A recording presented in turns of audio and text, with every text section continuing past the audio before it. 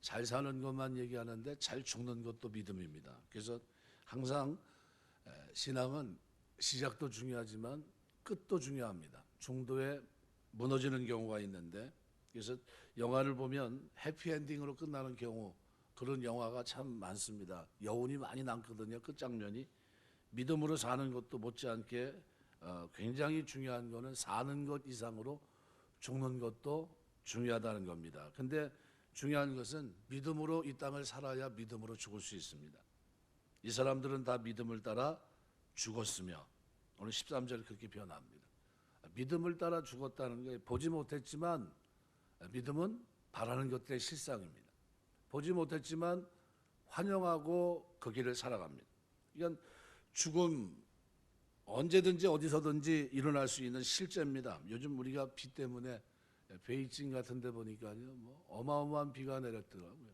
뭐 60년 만에 뭐 엄청난 비가 내렸고 뭐 난리가 났더라고요. 근데 거기만 그런 게 아니라 우리 지구촌 곳곳에 물난리, 뭐 산사태, 뭐 우리 많은 어려움을 경험하는데 죽음과 삶의 차이가 별 차이가 없더라고요. 차 몰고 들어갔는데 못 나온 사람들은 죽었더라고요.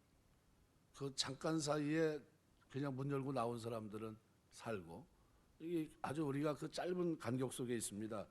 항상 죽음을 준비하고 살아야 되는데 죽음과 삶은 붙어 있습니다. 믿음으로 죽고자 하는 사람은 그러면 먼저 믿음으로 살아가는 게 필요합니다. 그래서 믿음으로 살아야 믿음으로 죽을 수 있습니다. 그래서 매일매일 죽을 줄 아는 사람이 마지막에도 잘 죽을 수 있는 겁니다. 한 번의 장렬한 죽음은 한순간에 오는 게 아니에요. 그러니까 멋진 죽음은 오랜 세월 죽음을 연습한 사람이 맞이할 수 있는 겁니다. 바울이 고린도전서 15장 31절에서 말합니다. 형제들아, 내가 그리스도 예수 우리 주 안에 가진 바 너에게 대한 나의 자랑을 두고 다노니 나는 날마다 죽노라 그랬어요. 그러니까 그냥 어느 날 갑자기 순교한 게 아니라 날마다 죽는 연습이 그에게 있었던 겁니다. 믿음 안에서 나는 죽고 내 안에 그리스도가 사는, 갈라디아서 2장 20절 말씀대로 지상에서 결론을 맺으려고 하면 안 됩니다. 하나님 앞에서 결론이 중요합니다. 그래서 오늘 13절에 이 사람들은 다 믿음을 따라 죽었으며 약속을 받지 못하였으되, 약속은 받지 못했다는 겁니다. 하지만 믿음을 따라 죽었다는 겁니다. 아브라함이 하나님으로부터 받은 약속은 그의 생전에 이루어지지 않았습니다. 그가 받은 약속은 매우 큰 것입니다. 그저 하늘의 별, 바다의 모래와 같이 내 자손이 많아지게 될 거다. 봤습니까? 못 봤습니다. 그런 것. 그러니까 믿음의 사람들은 큰 것을 바라봤는데 멀리 있는 것을 봤습니다. 그래서 그들은 약속을 보지 못하고 죽습니다. 그의 후손이 하늘의 별과 같이 바다의 모래와 같은 이 약속은 아브라함 생전에 이루어지지 않았습니다. 하지만 히브리 기자는 아브라함을 통해서 믿음의 사람들은 그것을 멀리서 보고 환영했다 이렇게 표현해요. 언젠가는 성취될 것이라는 사실로 길이 봤다는 겁니다. 그래서 멀리서 그것을 보고 환영했다라는 이 표현이 굉장히 의미가 있는 표현이 아닌가 생각이 됩니다. 여기 환영한다는 이 표현은 원래 신앙의 많은 후사들, 특별히 하늘의 기업까지 포함한 하나님의 약속들, 여기에 대한 아브라함의 태도입니다.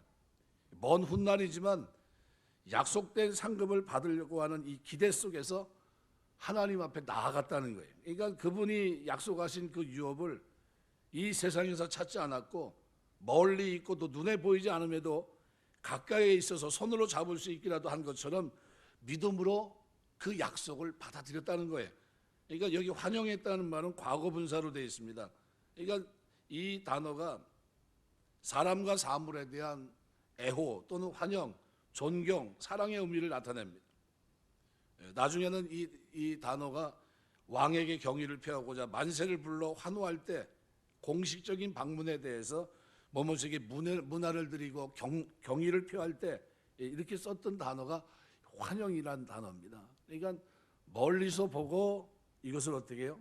환영했다라는 거예요. 여기 가능합니까? 우리가 그럼 이 시대에 살면서도 믿음으로 산다는 건 뭐예요?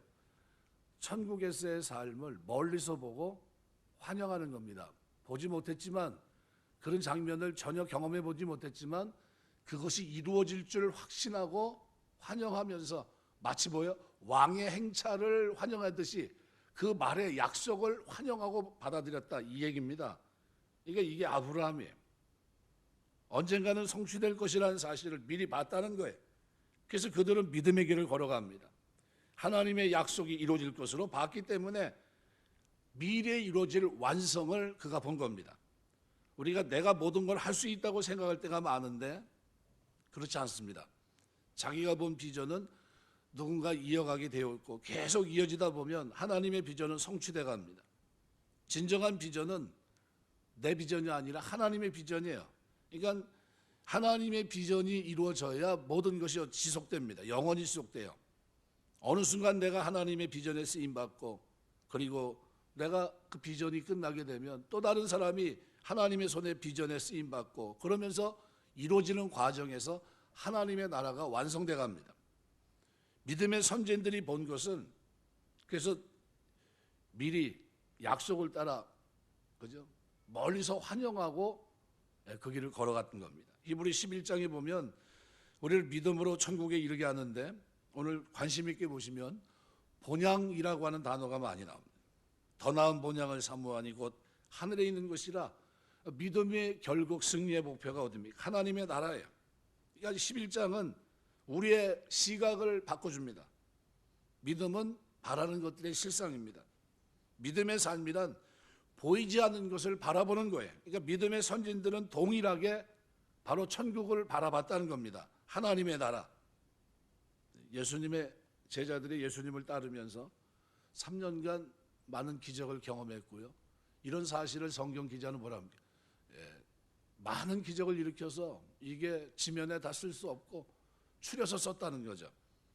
그런데 많은 기적을 경험했는데도 근데 그들은 어떻게 합니까? 결국은 예수님을 배반하거든요. 그들은 눈에 보이는 세상이나 또는 유대, 이스라엘이 로마의 식민 통치로부터 해방되기를 꿈꿔왔고, 그들이 바라봤던 나라는 뭡니까? 로마의 압제로부터 해방을 시켜줄 수 있는 이스라엘, 이걸 바라봤던 거거든요. 근데 가룟 유다도 마찬가지입니다. 결정적인 실패를 했는데 그도 눈에 보이는 이스라엘 나라의 회복을 기다려오고 있었던 겁니다. 근데 예수님이 십자가에 죽는다고 하니까 이게 어이가 없는 거죠. 예수님은 십자가에 죽으러 가고 있었습니다. 가룟 유다나 제자들이 꿈꿨던 나라는 어떤 나라입니까? 이 땅에서의 회복입니다. 베드로도 세상 나라를 꿈꿨습니다. 예수께서 죽는다는 말씀을 하니까 베드로가 이렇게 얘기해요. 주여 그리하지 마옵소서. 이 일이 결코 주께 미치지 아니하리이다. 이때 예수님이 베드로에게 뭐라고 얘기합니까? 사단아 내 뒤로 물러가라. 마태복음 16장 22절 23절에 보면 바로 그 장면을 기록하고 있습니다. 지상에서 대단한 성공을 이뤄도 천국을 잃어버린다면 실패한 건데, 제자들이 이미 이 땅에서의 성공, 이 땅에서의 승리를 그들이 바라보고 있었습니다. 그렇지만 하나님이 우리에게 주려고 했던 건 뭡니까? 이 땅이 아니라 천국이었어요. 고린도서 15장 19절 말씀에 보면 만일 그리스도 안에서 우리가 바라는 것이 다만 이 세상의 삶뿐이면 모든 사람 가운데 우리가 더욱 불쌍한 자이라. 그러니까 바울의 말을 새겨들어봐야, 우리가 새겨듣고 이 땅을 살아야 됩니다. 만약 이 세상이 전부라면 예수님을 믿는 사람들은 누구보다도 불쌍하다는 거예요. 지상의 삶이 전부라고 한다면 그리스도인 만큼 불쌍한 사람이 없을 겁니다. 그러나 내세가 있기 때문에 세상에서 가장 불쌍한 사람은 이 세상이 전부라고 여기고 살아가는 사람들입니다. 천국을 놓치는 것이 최대 비극이고 최대 실패다는 거죠. 전 웨슬레는 이렇게 얘기했습니다. 나는 하루살이 인생이다. 나는 하나님으로부터 와서 하나님께로 돌아갈 존재이다. 내가 알고 싶은 것이 하나 있다. 하늘로 가는 길이다. 그 길을 가르쳐 주시기 위해 하나님께서 친히 낮아지셨다.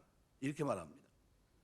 우리가 살아가면서 순례자라는 것을 잊지 말아야 돼요. 필그림. 땅에서는 외국인, 나그네였다는 겁니다. 이게 그리스도인들의 정체성입니다. 그러니까 내가 속한 데가 어디고 내가 어디서부터 왔는가, 내가 가야 할 곳이 어딘가, 이것을 먼저 알아야 됩니다. 우리가 속한 곳은 영원한 하나님의 나라입니다. 그러니까 우리가 이 땅에서 영원히 살지 않고 이곳은 임시 거주지입니다. 나그네로 외국인 신분으로 이 땅을 살아갑니다. 나그네에게는 돌아갈 본향이 있어요. 외국인 나그네라고 하는 정체성을 분명히 해야 되는데, 오늘 본문에 아브라함, 이삭, 야곱, 이 사람들은 다 어떻게 살아갔습니까? 이것을 나타냈다는 게, 나타냈다. 그죠? 정체성이 어때요? 소망을 가지고 이 땅을 살아냈다는 것을 보여줍니다. 그러니까 영원한 세계, 그리고 영혼을 위해 지음받은 존재라고 하는, 한 번도 본 적이 없는 천국이지만 하나님의 나라의 시민을 가지고 이 대한민국 이 땅에서 살아갑니다. 지금 우리가 사는 것, 가진 거는 다 임시예요. 내 것도 아니고 임시로 쓸 뿐입니다. 쓰는 동안에만 내 것일 뿐입니다. 그러므로 임시적인 것에 너무 투자하지도 낭비하지도 말아야 되겠죠. 지금이라도 하나님이 오라 하시면 미련 없이 갈 수 있어야 되겠죠. 하나님이 나에게 맡겨주실 때 주님의 뜻을 따라 아름답게 써야 됩니다. 그리고 하나님께 갈 때에는 남김없이 가야 되겠죠. 왜요? 하나님이 우리에게 맡긴 주의 뜻 가운데 우리가 살아야 되니까. 그래서 믿음으로 우리가 천국에서 이 세상을 바라보는 관점을 가지고 살아가야 됩니다. 순례자는 위의 것을 찾아야 됩니다. 골로새 3장 2절 보면 이렇게 표현합니다. 위의 것을 생각하고 땅의 것을 생각하지 마라. 믿음, 우리가 이 땅에 믿음으로 산다는 건요, 안경을 바꿔 쓰는 것과 똑같습니다. 안경을 바꿔 써야 그제 세상이 다르게 보입니다. 믿음의 눈이라고 하는 것은 이 세상에서 천국을 보는 게 아니라 천국에서 이 세상을 바라보는 겁니다. 그러니까 우리가 먼저 천국을 보고 난 후에 세상을 바라봐야 정상적인 믿음의 삶을 살 수 있습니다. 내가 갈 곳, 내가 영원히 거할 곳, 그곳에서 이 땅을 보는 게 맞죠. 그러니까 우리에게 믿음의 눈이 열려 있어야 되는 이유가 바로 거기 있습니다. 바로 천국을 사모해야 된다는 거죠. 오늘 16절에 보면 더 나은 본향을 사모하니 그랬어요. 그러니까 우리 예수 믿고 내가 순례자로 살아가는 동안에 이 천국을 사모해야 된다는 거예요. 사모해야 된다. 영어의 미스라고 하는 이 단어는 두 가지 뜻이 있습니다. 그리워하다라는 의미도 있지만 놓치다라는 의미도 있습니다. 빌립보서 3장 20절 보면 우리의 시민권은 하늘에 있는지라 거기로부터 구원하는 자 곧 그리스도를 기다린다, 기다리노니 이렇게 표현합니다. 또 고린도서 5장 8절에 보면 우리가 담대히 원하는 바는 차라리 몸을 떠나 주와 함께 있는 그것이라. 빌립보서 1장 23절 24절에도 내가 그 둘 사이에 끼었으니 차라리 세상을 떠나 그리스도와 함께 있는 것이 훨씬 더 좋은 일이라. 그렇게 하고 싶으나 내가 육신으로 있는 것이 너희를 위하여 더 유익하니라. 이 고린도후서에서 바울은 그가 자기가 셋째 하늘 3층 천을 경험한 것에 대한 간접적인 언급을 합니다. 고린도서 12장 2절 내가 그리스도 안에 있는 한 사람을 아노니 그는 14년 전에 셋째 하늘에 이끌려간 자라. 그가 몸 안에 있었는지 몸 밖에 있었는지 나는 모르거니와 하나님은 아시느니라. 천국을 맛봤던 사람입니다. 천국에 맛봤던 이 시선으로 그 관점을 가지고 이 세상을 바라봤던 겁니다. 그리고 천국을 사모합니다. 관점이 완전히 바뀌었어요. 사울이라고 하는 사람이 바울이 되고 바울이 된 이 사람이 하나님의 사명을 감당하며 나아갈 때 보는 관점이 완전히 달라집니다. 세상의 관점이 아니라 천국에서 세상을 바라보는 관점으로 바뀝니다. 그러니까 바울의 삶과 사역의 원동력은 어디 있습니까? 하나님의 나라에 있었어요. 그러니까 천국을 사모하면 최선을 다해 살 수밖에 없습니다. 믿음은 더 나은 본향을 사모하는 것이기 때문에 그래요. 그래서 여러분이 생각하는 천국이 어떤 개념으로 자리 잡고 있는지 모르지만 요즘 사람들은 좋은 환경을 이렇게 경험하면서 아주 멋있게 잘 가꿔진데 이런 데 가면 뭐라고 얘기합니까? 아유 천국 같다 얘기합니다. 가보지도 못했는데 천국 같다고 얘기해요. 캐나다 이 밴쿠버 같은 데는 뭐 이구동성으로 하는 말 있잖아요. 천국 다음으로 좋은 곳이라고. 그 정도로 그죠? 단풍이고 뭐고 기가 막힙니다. 근데 그곳 사람들은 밴쿠버를 그래서 999당이라고 전언합니다. 1000당에서 1000에서 1이 모자란 999당. 이게 밴쿠버라고 얘기해요. 그러니까 근데 실상 거기 사는 이 사람들은 뭐라고 얘기하냐면 비가 자주 와서 우울증에 걸린 사람이 많아요. 밴쿠버에. 그 좋은 환경인데 우린 여행 가고 싶은 그곳인데 거기 사는 사람들은 뭐예요? 진짜 천국을 맛보지 못합니다. 세상에서 아무리 아름답게 꾸며놓아도 천국이 아니라는 거예요. 조금 지나면 실증이 나고요. 아무리 좋은 것을 먹어도 오래가지 않습니다.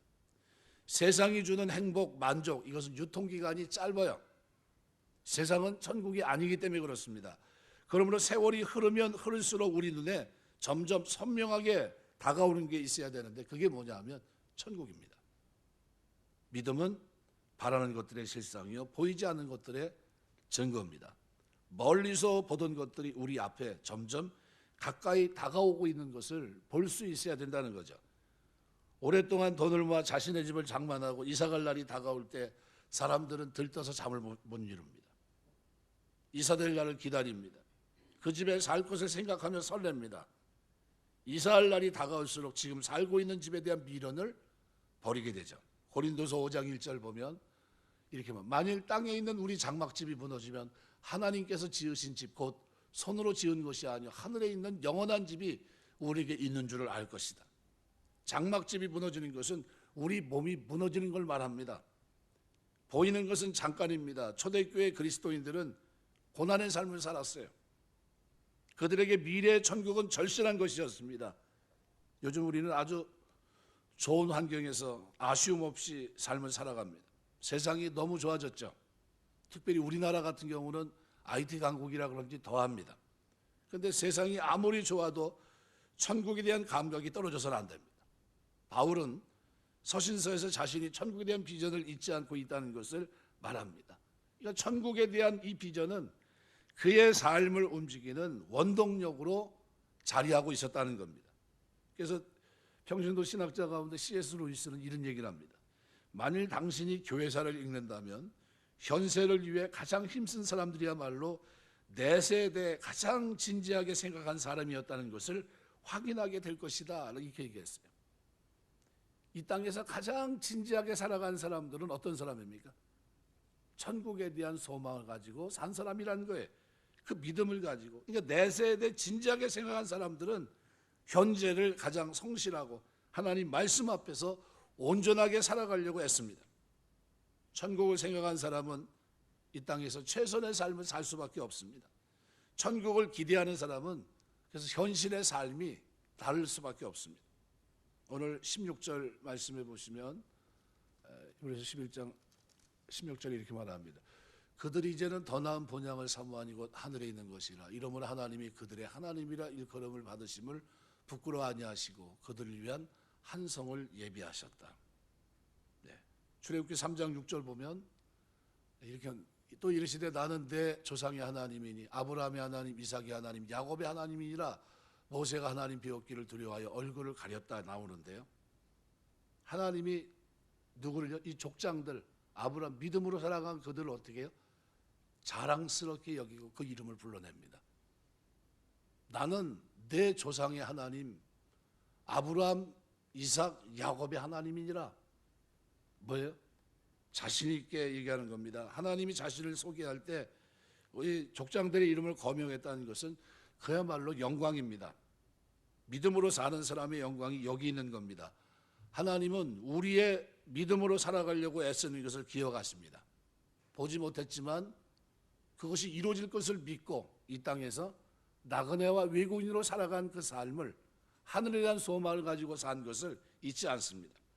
하나님은 하나님만 신뢰하고 하나님 나라를 기대하며 온전히 순종하는 백성, 그들의 이름을 기억하십니다. 기뻐하시고 하나님의 나라를 기억하고 하나님을 위해 수고한 하나님의 백성을 하나님은 결단코 실망시키지 않으세요.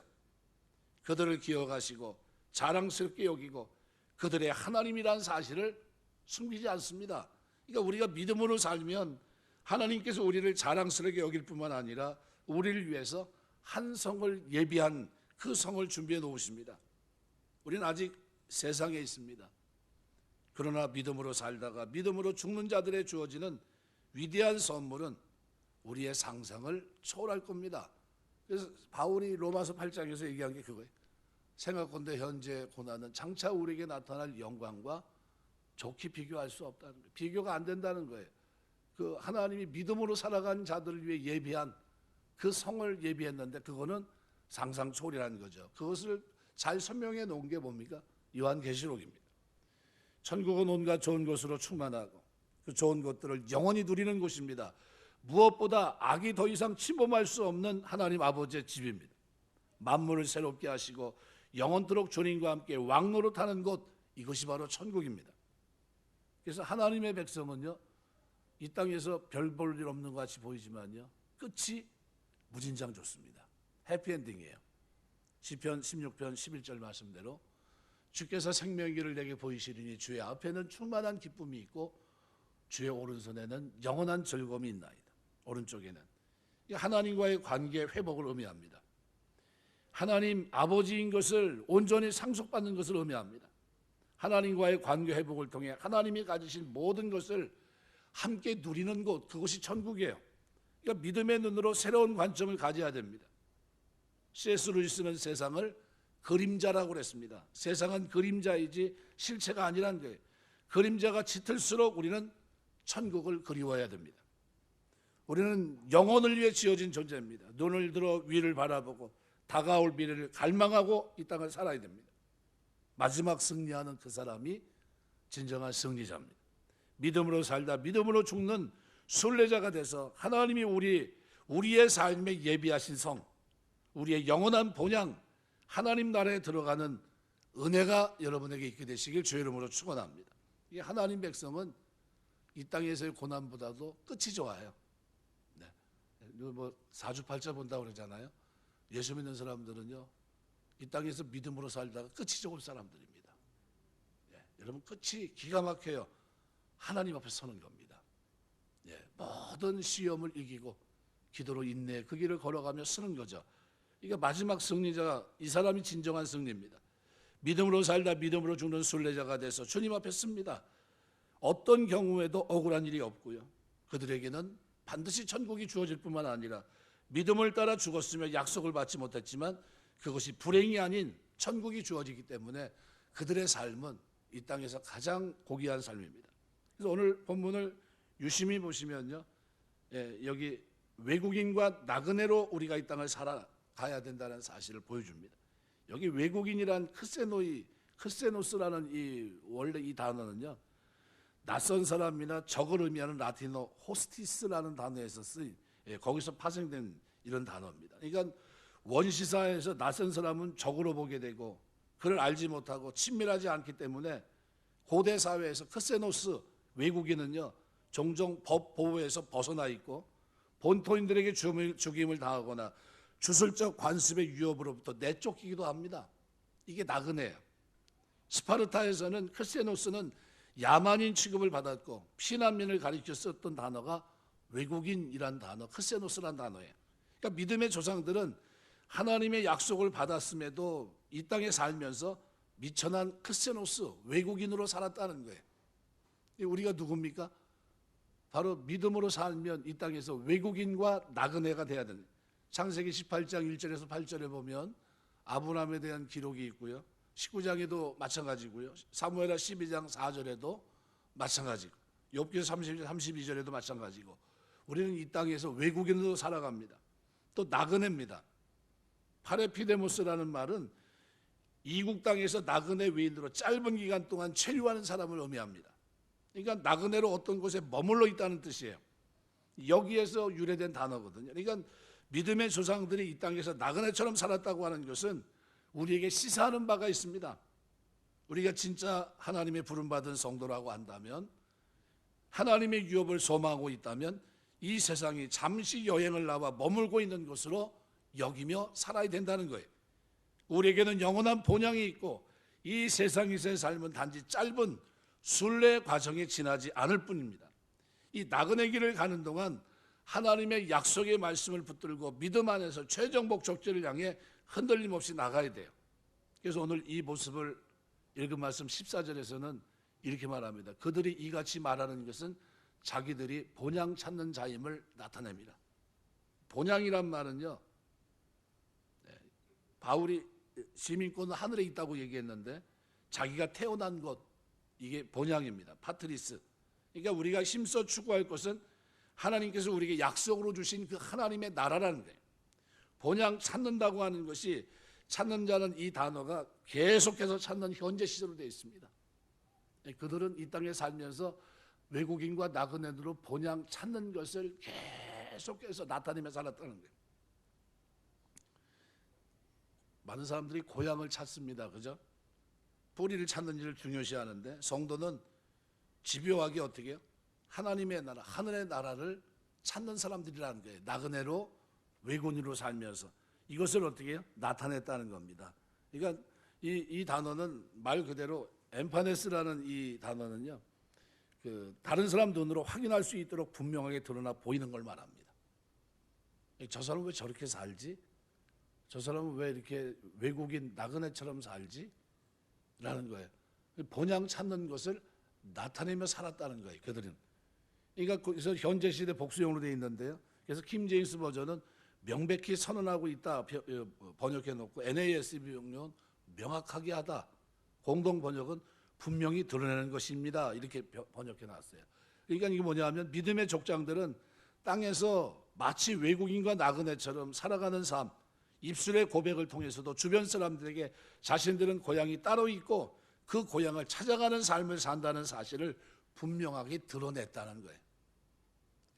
그래서 하나님이 이들을 향해서 어떻게 했다고요? 그래서 오늘 16절은 이렇게 말합니다. 더 나은 본향을 사모하니 그들이 하늘에 있는 것이라. 이렇게 했기 때문에, 그죠? 이렇게 살아갔기 때문에 하나님이 어떻게 했다? 그들의 하나님이라 일컬음 받으심을 부끄러워하지 않았다는 거예요. 그래, 나는 너희 하나님이다. 너희가 찾고 찾았던 바로 천국의, 그죠? 소유자인 나라는 거죠. 오늘 본문은 우리에게 두 가지를 확인시켜 줍니다. 첫 번째는 성도는 세상에서 외국인과 나그네, 이것을 증거하며 사는 사람이라는 겁니다. 창세기 23장 4절 보면, 나는 당신들 중에 나그네요, 우고하는 자다, 이렇게 얘기해요. 거류하는 자다. 우리 살아가면서 이 땅에 우리가 뭐로 살아야 됩니까? 외국인과 나그네라는 거예요. 창세기 47장 9절, 바로 앞에 섰는데 뭐라고 얘기합니까? 내 나그네 길의 세월이 130년입니다. 이렇게 고백해요. 시편 39편 12절 다윗이 이렇게 얘기합니다. 여호와의 나의 기도를 들으시며 나의 부르짖음에 귀를 기울이소서. 내가 눈물 흘릴 때 잠잠하지 마옵소서. 나는 주와 함께 있는 나그네이며 나의 모든 조상들처럼 떠도나이다. 나는 외국인과 나그네로 천국을 소망하는 사람이라는 것을 드러낸 겁니다. 역대상 29장 15절, 우리는 우리 조상들과 같이 주님 앞에서 이방 나그네와 거류민들이라. 세상에 있는 날이 그림자 같아서 희망이 없나이다. 이거 똑같이 믿음으로 산다고 하는 것은요, 천국에 대한 소망이 분명한 겁니다. 베드로서 1장 17절, 외모로 보지 않고 각 사람 행위로 심판하시는 이를 너희가 아버지라 부른즉 너희가 뭐로 있을 때요? 나그네로, 다른 말로 외국인과 나그네로 있을 때 어떻게 지내라고요? 두려움으로 지내라. 거룩한 백성으로 이 땅을 살아내라, 이런 얘기입니다. 우리가 이 땅에 살면서 외국인과 나그네로 천국을 소망하고 있다는 사실을 나타내며 사는 여러분 되시길 주의 이름으로 축원합니다. 두 번째는, 하나님을 존중히 여기는 자를 존중하십니다. 오늘 16절 기록한 대로 하늘에 있는 것이라 이러므로 하나님이 그들의 하나님이라 일컬음 받으심을 부끄러워하지 아니하셨다. 그리고 오히려 그들을 위해 한 성을 예비하셨다 그랬어요. 사무엘상 2장 30절에 보면 이렇게 얘기해요. 그러므로 이스라엘 하나님 나 여호와 말하노라. 내가 전에 내 집과 내 조상의 집에 내 앞에서 영원히 행하리라 했으나 이제 나 여호와가 말하노니 결단코 그렇게 하지 아니하리라. 나를 존중히 여기는 자를 내가 존중히 여기고 나를 멸시하는 자를 내가 경멸하리라. 누구에 대한 얘기입니까? 왜 그렇게 됐습니까? 신앙, 하나님 경외하는 자리에서 벗어났죠. 하나님을 존중히 여긴다면 어떻게 살아가야 될까요? 자기 아들들의 이 비행, 잘못 살아가는 이 삶을 어떻게 했습니까? 야단치든가 뭔가 조치를 취했어야 되죠. 그런데 그렇게 하지 않죠. 한 날 다 망합니다. 출애굽기 3장 6절은 나는 내 조상의 하나님이니 아브라함의 하나님, 이삭의 하나님, 야곱의 하나님이니. 모세가 하나님 배웠기를 두려워하여 얼굴을 가렸다 그랬습니다. 하나님은 하나님을 존중히 여기는 자를 존중히 여기십니다. 믿음으로 살아간 아브라함, 이삭, 야곱, 그죠? 에녹, 그들을 어떻게 보신 겁니까? 하나님은 믿음으로 살아간 그들의 삶을 귀히 보시고 그들의 하나님이라 하는 것을 부끄러워하지 않으셨다는 거예요. 그들이 믿음으로 살아간 그것을 받아주셨다는 겁니다. 시편 31편 19절 보면 이렇게 표현합니다. 주를 두려워하는 자를 위해 쌓아두신 은혜, 곧 주께 피하는 자를 위해 인생 앞에 베푸신 은혜가 어찌 그리 큰지요 그랬습니다. 하나님은 하나님을 존중히 여기는 자를 하나님께서도 존중히 여기십니다.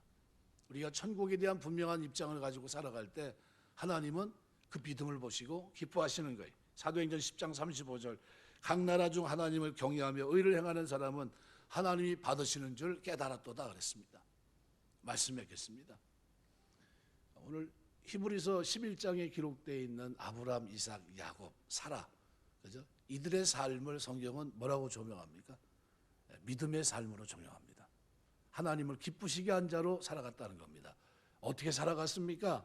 이 땅에서 외국인과 나그네라고 하는 증거를 나타내며 이 땅을 살았다는 거예요. 왜요? 돌아갈 기회가 충분히 있었다는 거예요. 그러나 더 나은 본향을 사모하며 그것을 찾았다는 거예요. 계속해서 찾았다. 자기 인생 속에서 나는 천국을 소망하는 사람입니다 하면서 이 땅에서 어떻게 해요? 그 많은 부를 가지고 있었지만 어떻게 해요? 하나님과 긴밀한 교제 속에서 살아갑니다. 아브라함도 이삭도 야곱도 사라도 그 길을 걸어갑니다. 하나님은 바로 그들의 하나님이 되심을 부끄러워하지 아니하시고 그들을 위해 한 성을 예비하셨습니다. 오늘 우리도 마찬가지예요. 우리가 믿음으로 산다고 얘기를 하는데, 근데 믿음으로 산다고 얘기했을 때 내 삶에 분명히 나타나야 될 것이 있는데 그것이 뭡니까? 천국에 대한 소망이에요. 그래서 베드로는 뭐라고 표현합니까? 주의 나라가 임하기를 간절히 바라보고 사모하라. 사모할 것을 얘기합니다. 뭐예요? 천국에 대한 소망입니다. 이것이 그 삶을 어떻게 합니까? 바르게 살게 합니다. 경건하고 거룩하게 살고 하나님과 교제 속에 살고 믿음으로 이 땅을 살아가게 합니다. 보지 못했지만 본 것처럼 믿음을 가지고 그렇게 살아간 자들의 하나님이 되신다는 거예요. 구약이나 신약이나 똑같지만요. 구약은 오신 그리스도를 증거했다면 신약은 뭡니까? 오셔서 이미 다시 오실 그리스도에 대한 믿음을 가지고 살아야 됩니다. 강도가요. 신약 예수 그리스도의 부활 이후 우리에게 강도가 더 셉니다. 무슨 말이냐면 우리에게는 회개할 기회가 없어요. 주님 은혜 받을 만을 때고 지금은 구원의 날인데요. 주님이 재림하시는 그날은요. 제자들처럼 잘못하고 회개할 수 있는 기회가 있는 게 아닙니다. 그래서 어떻게 해요? 깨어 있어야 돼요. 그때는 깨어 있어야 됩니다. 열처녀의 비유에 보면 신랑이 온다는 소리를 듣고 신부들이 어떻게 해요? 호들갑 떨면서 이제 만나러 나갑니다. 맞이합니다. 근데 기름이 준비되지 못했던 저기들은 어떻게 해요? 그날 준비하러 가거든요. 뭐와 관계된 거냐면요. 기도와 관계된 겁니다. 항상 기도하고 깨어 있어야 될 것을 말씀하셨던 거거든요. 그러니까 우리 신앙생활하면서 마지막 때 믿음으로 산다는 건요. 일상 속에 날마다 기도하는 삶이 몸에 배어 있고 그것이 우리의 삶이 돼야 된다는 겁니다. 그게 깨어 있는 겁니다. 깨어 있는 거. 그런 삶으로 이 땅을 살아가면서 천국에 대한 분명한 소망이 있는 삶은 어떤 삶입니까? 항상 기도하고 깨어 있는 자의 삶이라는 거예요. 그 삶의 구조를 가지고 우리가 이 땅에서 외국인과 나그네로 순례자로 이 땅을 살고 있음을 나타내고 증거하는 겁니다. 왜 그렇게 삽니까? 왜 건강하고 거룩하게 삽니까? 이는 왜 그래요? 하늘의 소망을 뒀기 때문에 다시 오실 주님의 구원의 완성과 이 땅의 세상의 심판을 완성할 그날을 내가 바라보고 있기 때문에 그래서 어떻게 해요? 그날이 믿지 않는 사람들에게는 도적같이 임하지만 믿는 우리에게는 어떻게 해요? 도적같이 임하지 않습니다. 그들은 이미 깨어 있어서 주님과 교제하며 기도하며 날마다 일상 속에서 살아갑니다. 그 샘플이 어디 있습니까? 구약의 다니엘이 바로 그 샘플이에요. 나라가 망하고 하나님이 없어 보이는 그 땅에서 뜻을 정하고 하나님 경외하고 거룩하게 살려고 하나님 앞에 기도합니다. 하루에 몇 번씩이요? 3번씩. 감사함으로 기도합니다. 문제가 없었나요? 문제가 많았죠. 그때마다 깨어서 기도합니다. 변함없는 자세를 가지고, 그 태도를 가지고, 사드락 메삭 아벳느고도 마찬가지고, 그들의 일상 속에 있는 가장 거룩한 모습이 뭡니까? 기도하는 모습이에요. 깨어있는 그 모습이 신약 누구를 통해서 이 땅에 오신 예수님의 삶에 그대로 드러나 있고요. 그 모습을 가장 적나라하게 드러냈던 복음서가 누가입니다. 누가복음. 그 누가복음의 그 마지막 메시지가 뭡니까? 누가복음 21장에서 19절에서 방탕함, 술 취함과 생활의 염려로 마음이 둔해질 것을 말씀하면서 뭘 얘기합니까? 주 앞에 서기 위해서 깨어 있어야 될 것을 얘기합니다. 그 뭐와 관계된 거냐면요, 마지막 환난과 관계돼서 이기고, 그리고 하나님 영광의 주가 재림하실 때 그 앞에 서기 위해서, 승리자로 서기 위해서 너희는 어떻게 해야 돼요? 깨어 있어야 된다. 초림 예수 때, 십자가 지실 때 그때와 다르게 재림 예수 때는 뭐예요? 더 이상 기회가 없어요. 아주 강력한 겁니다. 그죠? 그때 깨어있는 자로 주님 앞에 있어야 된다는 거예요. 그 얘기를 누가복음 21장에서 예수님께서 하신 겁니다. 너의 승리자로 주님 앞에 설 수 있도록 항상 깨어 기도하라는 거예요. 그래서 누가복음 18장에 가서 그 부분에 가서 뭘 얘기합니까? 항상 기도하고 낭망치 말아야 될 것을. 그러면서 8절에 가서 뭘 얘기하냐면 내가 다시 올 때 세상에서 믿음을 보겠느냐 얘기합니다. 그 믿음 뭐예요? 일상 속에서 주야로 하나님 앞에 기도로 모든 시험을 이기며 나아가는 하나님의 사람들의 모습을 설명한 겁니다. 하나님이 없어 보이는 세상 한복판에서 다니엘처럼, 예수님처럼 모든 시험을 기도로 하나님과 친밀한 관계 속에서 하늘에 대한 소망을 가지고 살아가는 삶의 틀을 주님이 말씀하신 것이고, 그 틀을 종말론과 연관지어서 주님의 재림과 연관지어서 도적같이 임할 하나님의 심판, 그것과 연관지어서 설명했던 겁니다. 그래서 우리가 이 마지막 때를 살면서 뭐가 분명해야 되냐면요, 내가 하늘에 대한 소망을 가지고 나그네를 살고 있음을 나타내는 증거가 분명해야 돼요. 이것이 그리스도인입니다. 이것이 흐릿하면요, 뭐가 안 된 겁니까? 깨어있지도 못한 것이고 거룩하지도 못하고요, 경건하게 살 명분도 없습니다. 뭐예요? 하늘엔 소망이 없으니까요. 소망이 없으면요, 자기 좋을 대로 삽니다. 이 신앙생활이 어떻게 느슨합니다. 그럴 수가 없죠. 살아가면서 하나님과의 관계 속에서 늘 깨어 기도하면서 내 신앙생활이 천국을 소망하고 있음을 나타내는 신앙생활, 이 신앙생활이 저와 여러분의 신앙생활 다 되시길 주의 이름으로 축원합니다. 기도하겠습니다.